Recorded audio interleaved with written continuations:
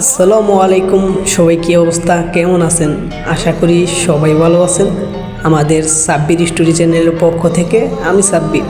আমাদের সাব্বির স্টোরি চ্যানেলে সকল রকমের রোমান্টিক গল্প দেখতে এবং শুনতে চাইলে চ্যানেলটাকে সাবস্ক্রাইব করে আমাদের পরিবারের একজন হয়ে পাশে থাকুন।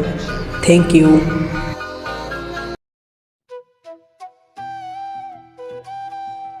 তুমি হঠাৎ আসো অনলাইনে, আবার হঠাৎই চলে যাও, বলে যাও না কেন? হুম হুম। আমি কি হঠাৎ করে যাই নাকি? তো বারবার বলার কি আছে? উফ, অসহ্য। কি অসহ্য? তোমার মাথা। ও আবারও বলছি না ও বলবা? ও সরি।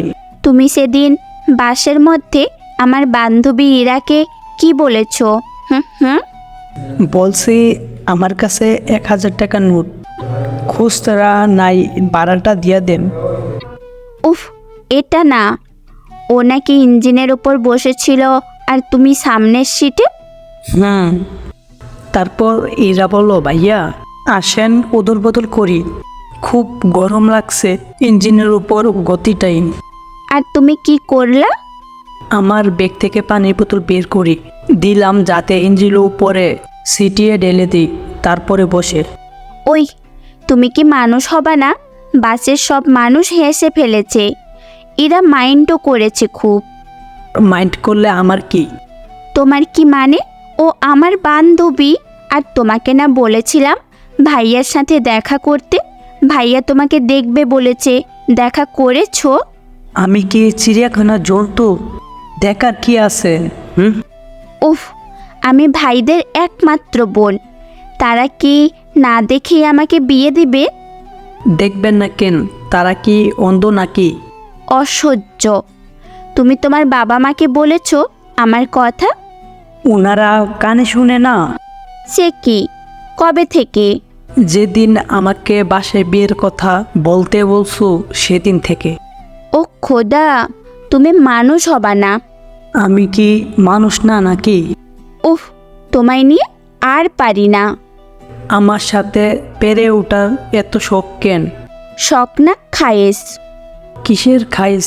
তোমার চুলগুলো টেনে তোলার। তোমার সামনে এলে তো তুলবা। কতদিন না এসে থাকবা শুনি? হুম হুম। যতদিন তোমার বাপে যৌতুক দিতে রাজি না হই। ওই, কি? তোমাকে কিন্তু চাবাইয়া খেয়ে ফেলবো যদি সামনে পাই। কই দিন হলো ভাত খাও না? উফ, তোমার কি কিছুতেই সিরিয়াসনেস নাই? আছে তো। ইসে, ওই যে কসিম মামার সাথে লুডো খেলার সময়। আমার অন্য জায়গায় বিয়ে হয়ে গেলে বুঝবা কি করবা তখন। হুম হুম। বিশুকে টাকা দিমু। কেন? আমাকে চিপিয়ে চিপিয়ে খেতে পারবা না তাই। খোদা, পায়ে ধরি, মাপ চাই, ভালোভাবে কথা বলো প্লিজ প্লিজ। আশেপাশে কেউ নাই তো? কার সাথে বলমু? আমার সাথে। তোমাকে তো মেসেজ লেখে। জান বলছি, প্লিজ এমন করে না। কেমন করি? উফ, অসহ্য। আমার মাথা মুন্ডু মুড়ি খাও তুমি বসে বসে। তুমি বেজে দিও তাহলে, বয়মে ভরে লাগবো নে। শয়তান, তোকে যদি সামনে পাইতাম না। আচ্ছা বাবু, আসো, আজ বিকেলে দেখা করি একটু। না। কেন? আমি মাই দিবা? না, দিব না, দরকার আছে একটু, প্লিজ। আমার সময় নাই বিকালে। কেন, কি করবা? তো আমাদের বাড়িওয়ালার মেয়ে নাবিলা আমাকে ওয়াইফাইয়ের পাসওয়ার্ড দিয়েছিল, নিয়ে ঘুরতে যাব। ও ধানমন্ডি লেখে। ওই, আমি কিন্তু তোকে খুন করে ফেলবো। আমার নাবিলা কি হবে? তোর নাবিলা মানে? আম্মুর তো নাবিলাকে পছন্দ, কে ছবি দেখেছিলাম নাবিলার। আম্মু বলল কি মিষ্টি মেয়ে। তোকে এমন মিষ্টি খাওয়াবো বাকি জনমে আর মিষ্টি মিষ্টি করবি না।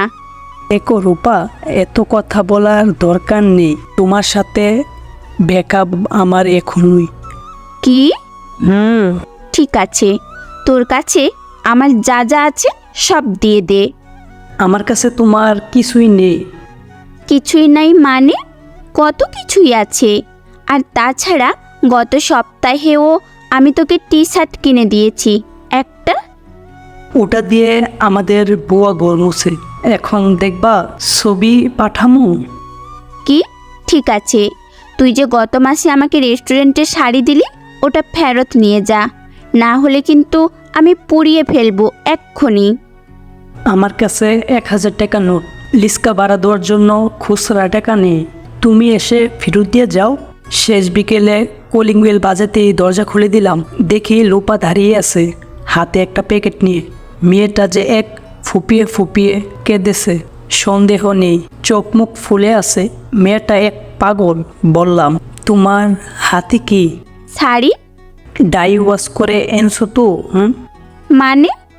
নাবিলাকে তো একটাই দেবো আবার। বদমাইশ।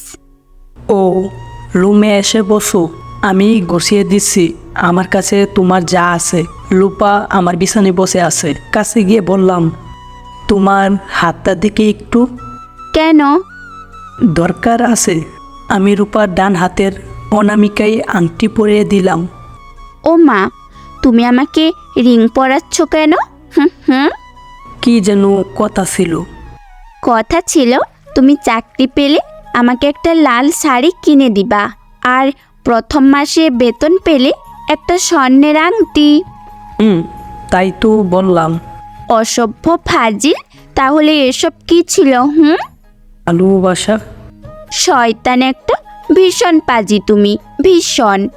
লুপা হাসে, লুপা কাঁদে, লুপা লাগে তার চোখ অভিমানে জলে ভিজে।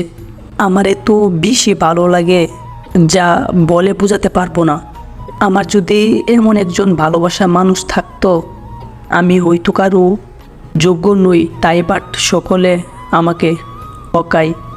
যারা এই আসল তারাই বেটার একজন অপরশন পেয়ে চলে গেছে, তাই আমি কারো যোগ্য নই।